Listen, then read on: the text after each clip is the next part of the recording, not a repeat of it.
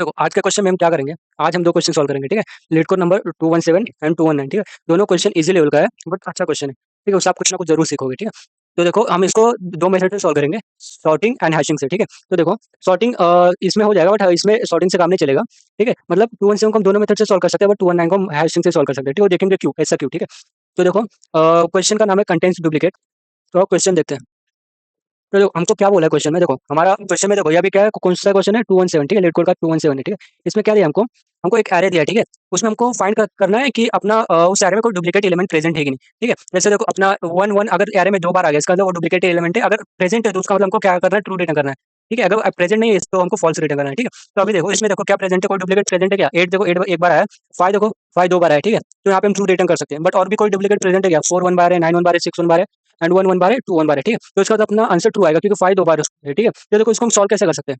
देखो अगर कोई भी नंबर देखो डुप्लीकेट होगा, इसका मतलब दोनों का क्या कहते हैं, दोनों का वैल्यू सेम रहेगा, ठीक है। दोनों का वैल्यू सेम रहेगा। एंड अगर हमने सॉर्टिंग परफॉर्म किया तो जो डुप्लीकेट नंबर रहेंगे वो बाजू में आ जाएंगे, ठीक है। जैसे अगर देखो अपने पास क्या है, अपने पास मतलब 3 है, 1 है एंड 1 है एंड 4 है, ठीक है। अगर हमने इसको सॉर्ट किया तो हमको क्या मिलेगा, 1 1 3 4, ठीक है। क्योंकि दोनों का वैल्यू सेम है, इसका मतलब हम सॉर्ट करेंगे तो दोनों वैल्यूज बाजू में आ जाएंगे, ठीक है। तो देखो अगर हमने उनको सॉर्ट किया तो हम आराम से चेक कर सकते हैं। अगर हमारा कोई भी मतलब करंट देन उसका नेक्स्ट एलिमेंट अगर सेम है तो इसका मतलब डुप्लीकेट प्रेजेंट है, तो रिटर्न ट्रू कर दो, ठीक है। तो देखो हम क्या कर सकते हैं, हम एरो को सॉर्ट कर लेंगे, फिर उसको हम ट्रैवर्स करेंगे, ठीक है। हमारा एक वेरिएबल क्या रहेगा, यहाँ पे रहेगा, ठीक है। तो हम इसको कहाँ से कंसिडर करेंगे, देखो हम 0 से भी स्टार्ट कर सकते हैं एंड 1 से भी स्टार्ट कर सकते हैं, ठीक है। तो देखो हम 0 से स्टार्ट करेंगे तो हमको आगे वाले से वैल्यू से कंपेयर करना है, इससे अगर 1 से स्टार्ट करेंगे तो हमको पीछे वाले वैल्यू से कंपेयर करना है, ठीक है। कहीं पे ऐसा होता है ना कि हम यहाँ पे 1 से क्यों स्टार्ट कर रहे हैं, 0 से क्यों कर रहे हैं, ठीक है। तो देखो अगर 1 से स्टार्ट करेंगे तो हमको n तक जाना पड़ेगा, मतलब लेस देन n तक जाना पड़ेगा।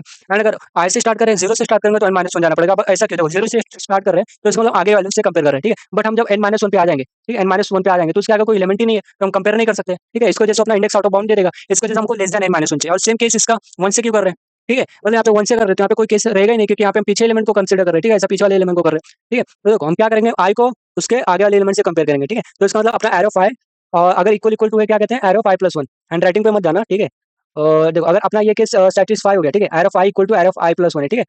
तो इसका मतलब अपना क्या कहते हैं, अपना डुप्लीकेट एलिमेंट प्रेजेंट, ठीक है। जैसे यहाँ पे देखो ये अपना ये और 1 एंड 2 इक्वल है क्या, नहीं, तो यहाँ पे जाएगा 2 पे जाएगा, ठीक है।